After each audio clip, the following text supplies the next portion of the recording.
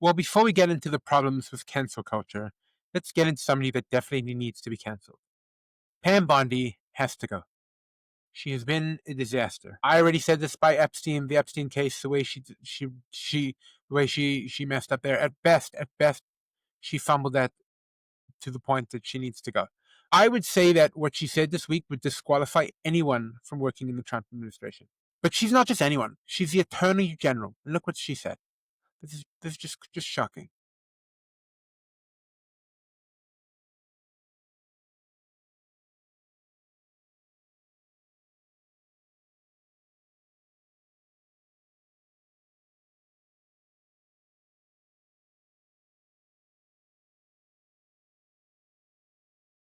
And there is no place, especially. So let me get to the right spot. There's free speech and then there's hate speech. And there is no place, especially now, especially after what happened to Charlie in our society. We will absolutely target you, go after you if you are targeting anyone with hate speech, anything. And that's across the aisle.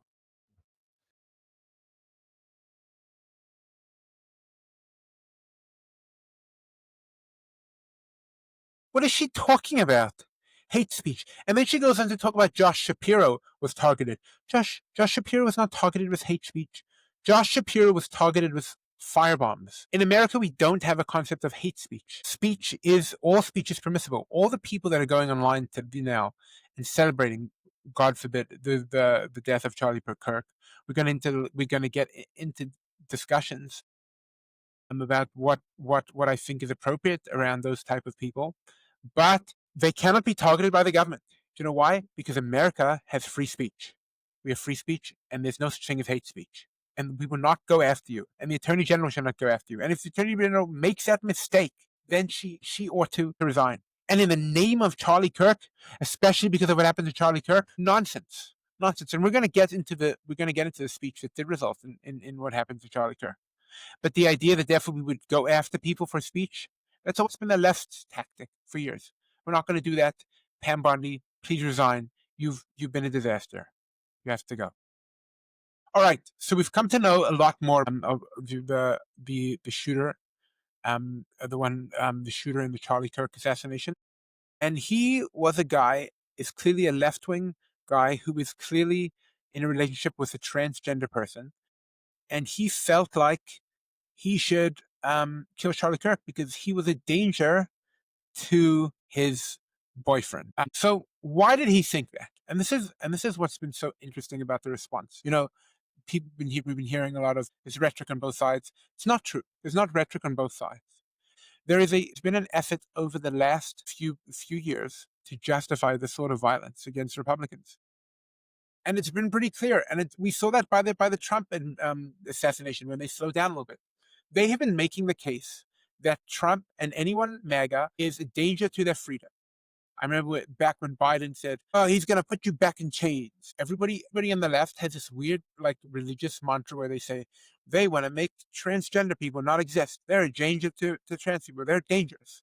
Tom Cotton wrote an op-ed in the New York Times, and the editor had to resign because he made everyone feel not safe.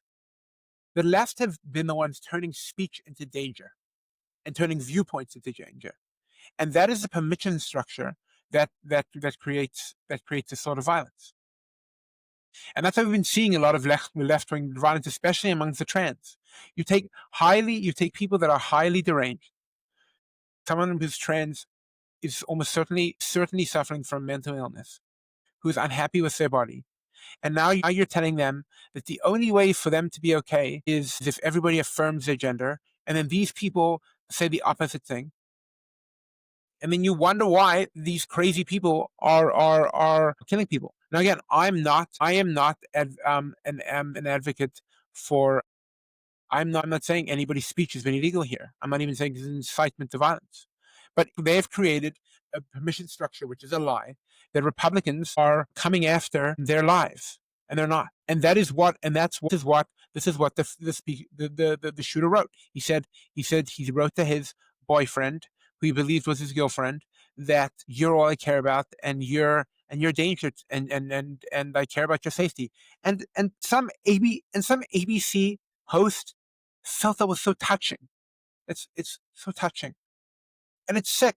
And this is what's created the permission structure for violence. And then you hear Obama go on, and he's like, we have to talk about what we have to call out, what we have to call this out for what it is. And then he starts to like list the things that Trump has said. After these people have called Trump a fascist for the last year, they call him a Nazi. They just the left has lost their minds, totally lost their minds. They have no idea. They have just they live in this like fake world, like this crazy town where everybody's out to get them and everyone's out to destroy them, and words of violence. And so we mustn't fall into that trap, because there's been a lot of glee on the right wing side and the Republican side about cancel culture, and cancel culture is disgusting. Now, firstly, what's been going on the right wing side, even though it is not even close to what cancel culture used to mean. You could get canceled before back at the height of it for saying that marriage is between a man and a woman, and that was peak cancel culture. That was crazy. You could get canceled for saying, hey, maybe we shouldn't all be taking this experimental vaccine. But let's talk about what's been going on, and I want to make some distinctions. Okay, I think that anybody that celebrates the death of Charlie Kirk is a despicable person. And anybody that says something disparaging about it is also a despicable person. We're talking about a father, a young father, in the prime of his life, and he certainly was a political activist. He was not hateful at all. It's actually, I don't know, I'm sure everyone else has been having this experience. Like, they've all been watching lots of Charlie Kirk videos recently.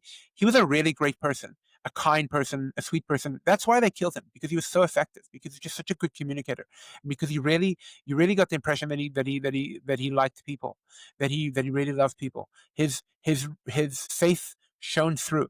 You saw that he was a man who had a connection with God, and that is a very special thing to see nowadays, and that's an authentic thing, and that is why he was so popular.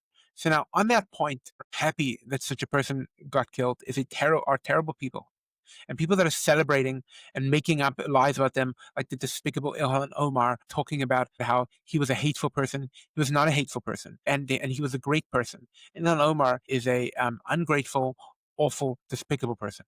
Now, that being said, we definitely don't. I will never be the person to call up somebody's work, to tag somebody on LinkedIn and be like, "Hey, this person should be fired." That's just not me. I'm not interested in ever doing that. That being said, for the people that do like to do that thing, the case can be made. Hey, do you want to be working with such a person? I just wanna say that don't go after regular people. Don't do it.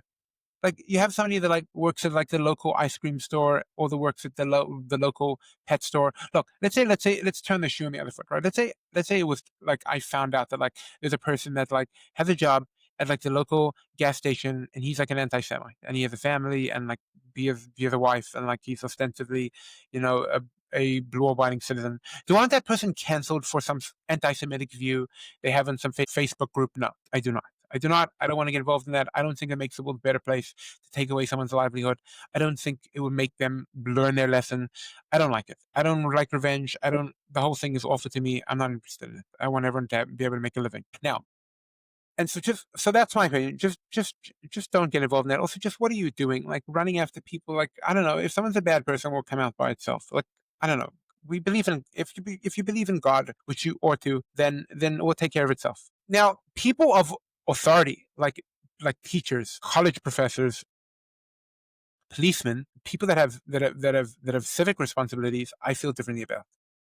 I think there's a strong, and again, I'm not the one to make this call, but I think there's a strong argument, very strong argument, that teachers that are celebrating the death of someone like Charlie Kirk should be fired immediately. They cannot just Such people cannot be around children. How could we leave children in their care? Politicians, they should meet their fate at the ballot box. If you are voting for somebody who did not condemn this assassination, you should think twice about your values. Left wing violence is has been made acceptable, and it has to be called out again. It has to be, these people do it for fame, and this person achieved fame, and the only way to take that away is to stop that, is to take away from the culture that these people should not be looked at as heroes. These are awful people. And so to qualify, to qualify what he did, and then to call people like him a fascist. How, all these kids, college kids, used to go up to him and be like, "Hey, you're a fascist," and by the end of the conversation, they saw that he wasn't. And who told them he was a fascist? These professors and these teachers who are just spreading this left wing hate just have to go. America's a great country, and that's the message that someone like Charlie Kirk spread. That's a message that Charlie Kirk spread. It's a great country. This is a land of opportunity. There's so much to do here. There's so much room for growth here, and so we should honor Charlie Kirk by picking up his mantle, by speaking the truth no matter what, and by upholding the value of free speech. And we should not falter in that.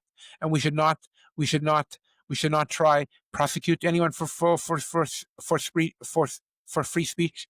We should definitely not react in a way that overly chills water, that overly chills speech, that causes people to think twice about saying things. We've been in that position for the last few years. The right didn't like it, and we should not try turn it on the left.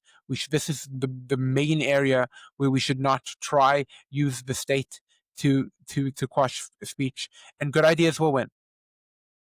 And that's the message that I leave you with. Good ideas will ultimately win, and bad ideas will be defeated in the open marketplace of ideas. That'll do it for today, guys. See you next time.